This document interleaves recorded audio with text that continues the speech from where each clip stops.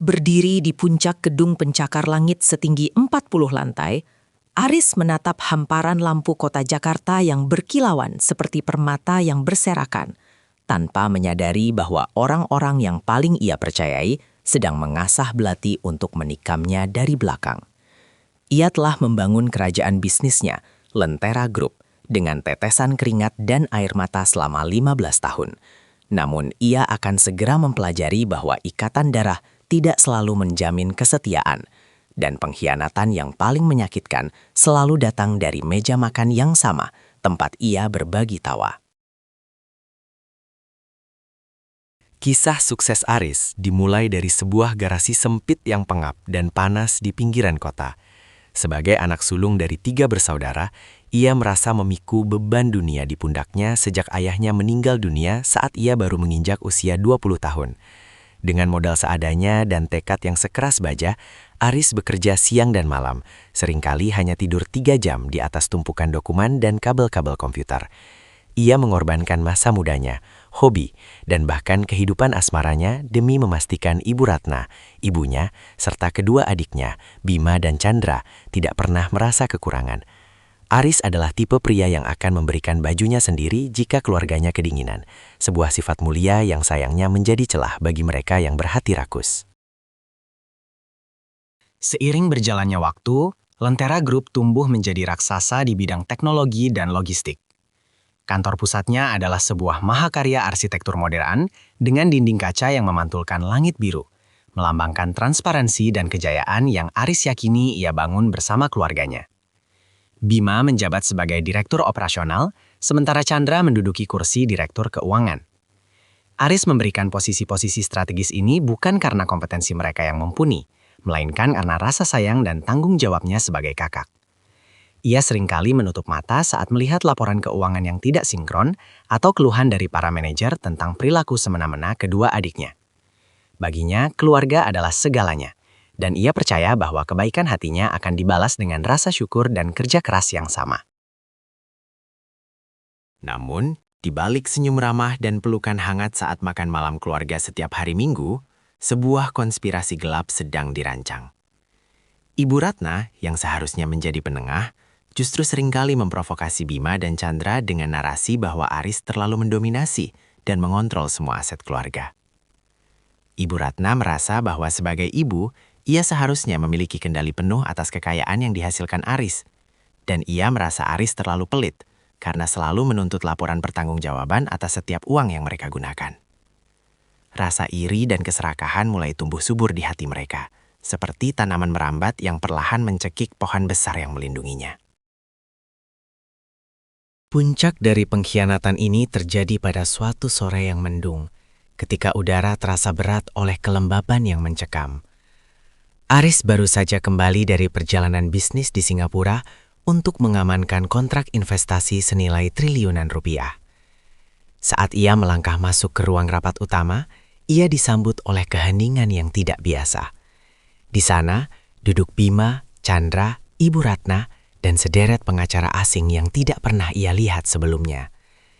Di atas meja jati yang panjang, tersebar dokumen-dokumen legal yang telah dipalsukan, menunjukkan seolah-olah Aris telah melakukan penggelapan dana perusahaan secara sistematis selama 5 tahun terakhir. Bima berdiri dengan wajah yang dingin. Tidak ada lagi jejak adik kecil yang dulu sering Aris gendong saat pulang sekolah.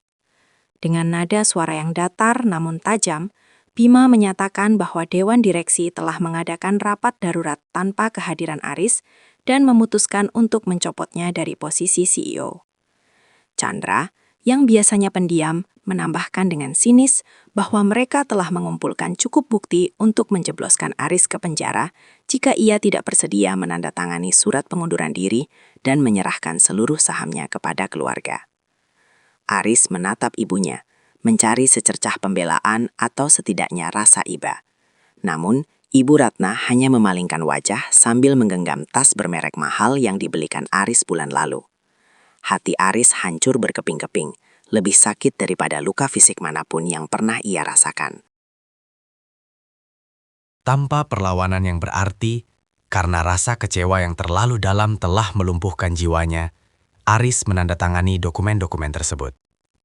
Ia meninggalkan gedung yang ia bangun dari nol hanya dengan membawa satu tas kerja berisi barang-barang pribadinya.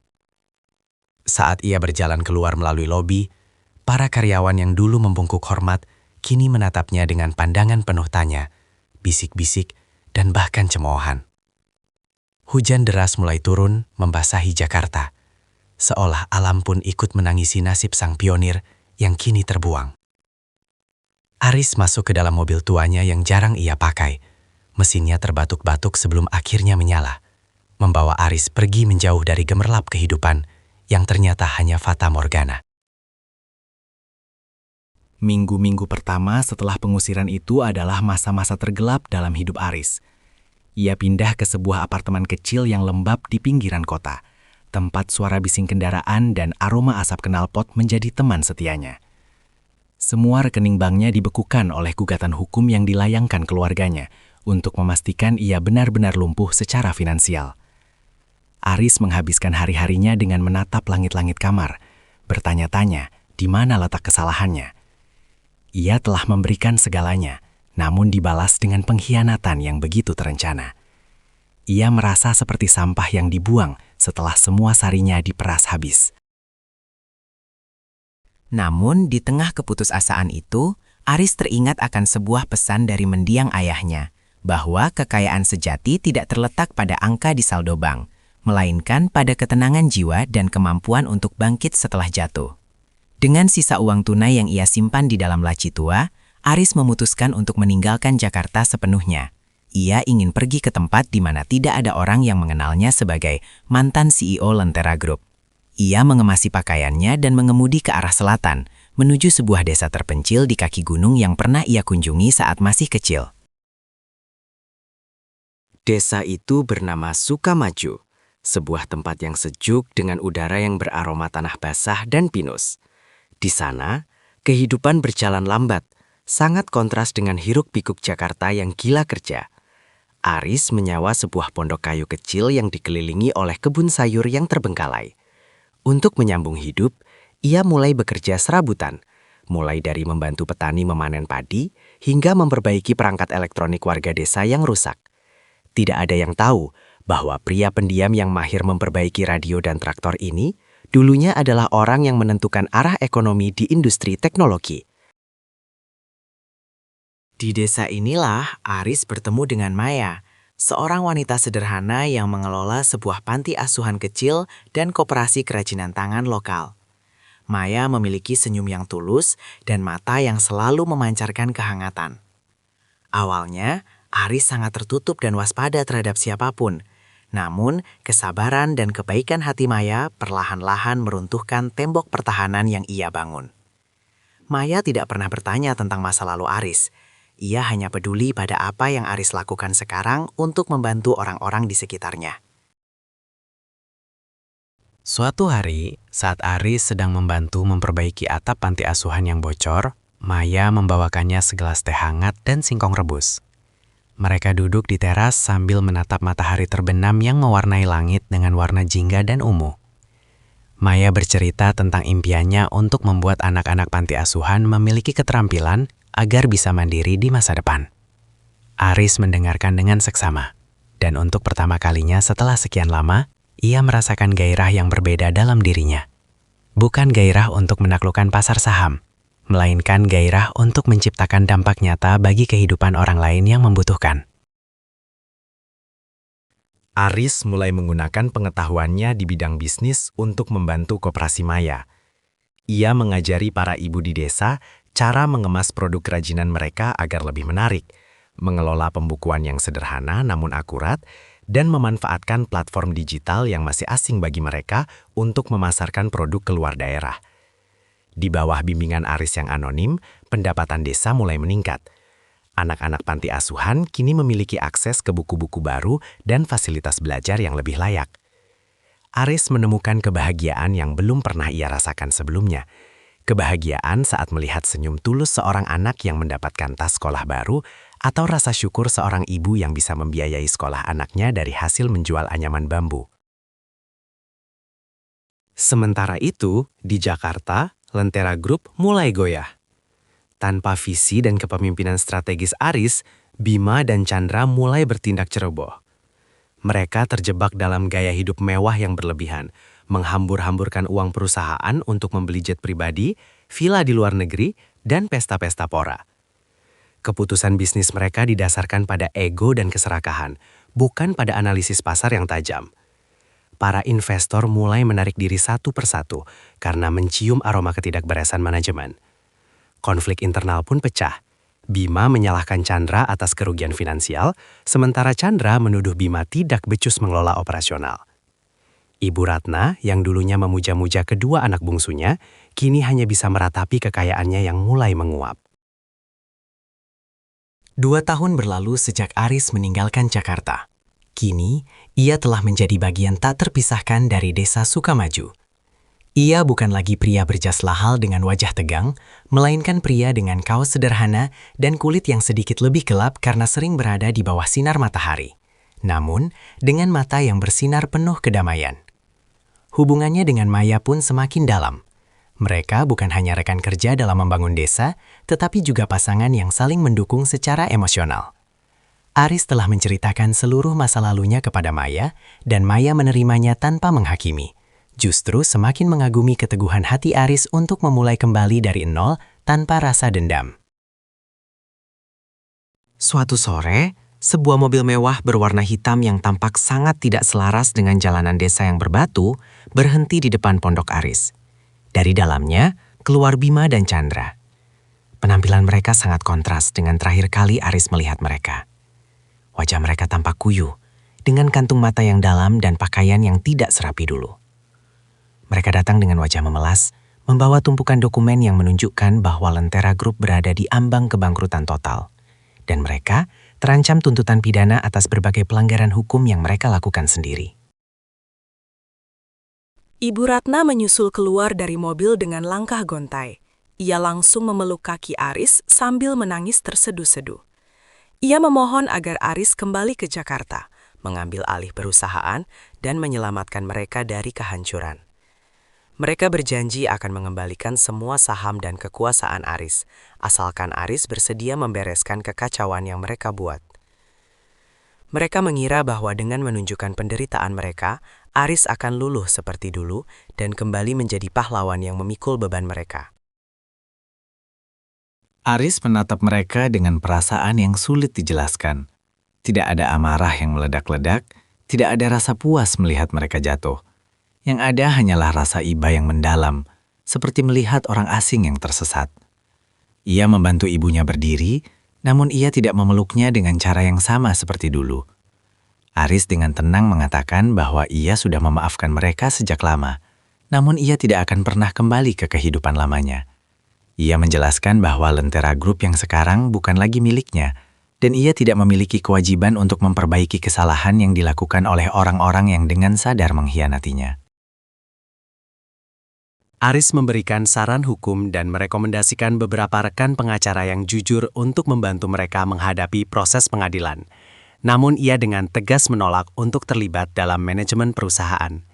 Ia mengatakan bahwa kebahagiaan yang ia temukan di desa ini bersama Maya dan masyarakat Sukamaju jauh lebih berharga daripada seluruh aset Lentera Group digabungkan. Ia telah menemukan keluarga yang sebenarnya, orang-orang yang mencintainya karena siapa dia, bukan karena apa yang ia miliki. Bima dan Chandra mencoba meyakinkan Aris dengan menawarkan uang dan posisi. Namun Aris hanya tersenyum tipis. Ia mengundang mereka untuk melihat panti asuhan dan koperasi yang ia bangun. Ia ingin mereka melihat bahwa kesuksesan bukan tentang seberapa banyak yang bisa diambil, tetapi seberapa banyak yang bisa diberikan. Namun keserakahan telah membutakan hati mereka terlalu lama, sehingga mereka tidak bisa memahami logika Aris. Mereka pergi dengan perasaan kecewa dan marah, menyadari bahwa mereka telah benar-benar kehilangan satu-satunya orang yang tulus peduli pada mereka. Setelah kepergian keluarganya, Aris kembali ke teras pondoknya. Maya datang menghampirinya dan menggenggam tangannya erat. Aris merasakan ketenangan yang luar biasa. Ia menyadari bahwa pengkhianatan keluarganya, meskipun menyakitkan, sebenarnya adalah sebuah berkat yang terselubung. Jika mereka tidak mengusirnya, Ia mungkin masih terjebak dalam lingkaran setan korporasi yang dingin dan hampa, dikelilingi oleh orang-orang bermuka dua, dan tidak akan pernah mengenal arti dari ketulusan dan cinta yang tanpa syarat. Beberapa bulan kemudian, Aris dan Maya menikah dalam sebuah upacara sederhana di tepi sungai desa. Seluruh warga desa datang membawa hidangan hasil bumi mereka sebagai bentuk rasa syukur. Tidak ada gaun pengantin rancangan desainer ternama atau catering hotel berbintang 5. Namun, suasana dipenuhi dengan tawa dan doa yang tulus. Aris merasa inilah momen paling megah dalam hidupnya. Ia tidak lagi mengejar pengakuan dunia, karena ia telah diakui oleh hati orang-orang di sekitarnya. Lentera Group akhirnya dinyatakan pailit dan aset-asetnya disita untuk membayar hutang. Bima dan Chandra harus menjalani hukuman percobaan dan kehilangan seluruh kemewahan mereka, sementara Ibu Ratna harus hidup di sebuah rumah kecil yang sangat sederhana, jauh dari gaya hidup sosialita yang dulu ia banggakan. Mereka harus belajar hidup dari awal, merasakan apa yang dulu mereka paksakan kepada Aris. Namun Aris tetap mengirimkan bantuan finansial secukupnya setiap bulan agar ibunya bisa hidup layak, membuktikan bahwa meskipun ia telah melepaskan keterikatan emosional yang beracun, ia tidak pernah kehilangan rasa kemanusiaannya. Kini Aris sering duduk di bawah pohon beringin besar di tengah desa, mengajari anak-anak membaca dan berhitung. Ia telah membangun sebuah ekosistem ekonomi desa yang mandiri, di mana setiap orang memiliki peran dan dihargai. Ia seringkali melihat ke arah langit biru dan tersenyum, menyadari bahwa ia telah kehilangan sebuah kerajaan, namun menemukan sebuah surga. Ia adalah seorang CEO yang telah pensiun dari keserakahan duniawi dan menjadi pemimpin bagi hatinya sendiri. Kisah Aris menjadi legenda di Desa Sukamaju, sebuah pengingat bahwa badai sehebat apapun dalam hidup tidak akan mampu menenggelamkan seseorang yang memiliki akar karakter yang kuat dan hati yang murni. Ia membuktikan bahwa kebahagiaan sejati tidak bisa dicuri oleh pengkhianatan, karena kebahagiaan itu dibangun di atas fondasi yang tidak bisa disentuh oleh tangan-tangan rakus, yaitu kedamaian batin dan pengabdian kepada sesama. Aris akhirnya benar-benar bebas, bukan karena ia memiliki segalanya, tetapi karena ia tidak lagi membutuhkan segalanya untuk merasa utuh. Di masa tuanya, Aris sering menulis catatan-catatan kecil tentang kehidupan, yang kemudian ia bagikan kepada generasi muda di desa. Salah satu pesannya yang paling terkenal adalah, jangan takut kehilangan apa yang bisa dihitung oleh angka, tapi takutlah kehilangan apa yang hanya bisa dirasakan oleh hati. Maya selalu ada di sampingnya, menjadi saksi perjalanan panjang seorang pria yang harus dikhianati oleh darahnya sendiri untuk menemukan keluarga sejatinya di tengah kesederhanaan. Kehidupan Aris di Desa Sukamaju terus berkembang. Ia menginisiasi program beasiswa bagi anak-anak desa yang ingin melanjutkan pendidikan ke perguruan tinggi, dengan syarat mereka harus kembali untuk membangun desa. Ia tidak lagi menggunakan algoritma rumit untuk memprediksi pasar, melainkan menggunakan intuisinya untuk memahami kebutuhan manusia. Perusahaan kecil yang ia bangun bersama Maya, Suka Berbagi, kini menjadi model percontohan bagi desa-desa lain di seluruh Indonesia, tentang bagaimana bisnis sosial bisa berjalan beriringan dengan pelestarian lingkungan dan pemberdayaan masyarakat. Suatu hari, seorang wartawan dari Jakarta yang pernah meliput kejayaan Aris di masa lalu berhasil melacak keberadaannya. Wartawan itu terkejut melihat Aris yang tampak jauh lebih muda dan bahagia daripada 10 tahun yang lalu. Saat ditanya apakah ia merindukan masa-masanya sebagai CEO yang berpengaruh, Aris hanya tertawa pelan sambil menunjuk ke arah sawah yang menghijau dan anak-anak yang sedang bermain layang-layang. Ia menjawab bahwa ia sekarang adalah CEO dari kehidupannya sendiri, dan itu adalah jabatan tertinggi yang pernah ia duduki. Wartawan itu menuliskan kisah Aris di sebuah majalah nasional, dan artikel tersebut menjadi viral. Banyak orang terinspirasi oleh keberanian Aris untuk melepaskan dendam dan memilih jalan kedamaian. Meskipun namanya kembali dikenal, Aris tetap rendah hati dan tidak tergoda untuk kembali ke dunia yang penuh intrik. Ia telah belajar bahwa kesuksesan yang sesungguhnya adalah ketika kita bisa tidur dengan nyenyak di malam hari tanpa ada rasa bersalah, dan bangun di pagi hari dengan semangat untuk memberikan manfaat bagi orang lain. Keluarga Aris yang dulu mengkhianatinya setelah bertahun-tahun hidup dalam kesulitan, akhirnya mulai menyadari kesalahan mereka. Meskipun hubungan mereka tidak pernah bisa kembali seperti semula, ada proses penyembuhan yang terjadi secara perlahan.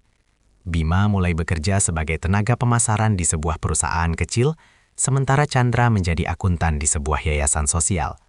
Mereka belajar bahwa uang yang diperoleh dari cara yang tidak benar tidak akan pernah membawa keberkahan. Ibu Ratna pun akhirnya sering berkunjung ke Desa Sukamaju, bukan untuk meminta uang, melainkan untuk sekedar duduk di teras bersama Aris dan Maya, menikmati masa tuanya dalam ketenangan yang sederhana. Aris telah menutup babak lama dalam bukunya dengan tinta emas pengampunan. Ia tidak lagi melihat masa lalunya sebagai sebuah tragedi, melainkan sebagai sebuah perjalanan spiritual yang diperlukan untuk membentuk dirinya yang sekarang.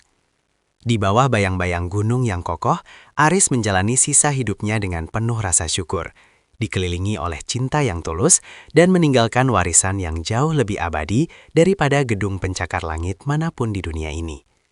Kebahagiaan sejati ternyata tidak ditemukan di puncak gedung, melainkan di dalam kedalaman hati yang mau memaafkan dan tangan yang mau berbagi.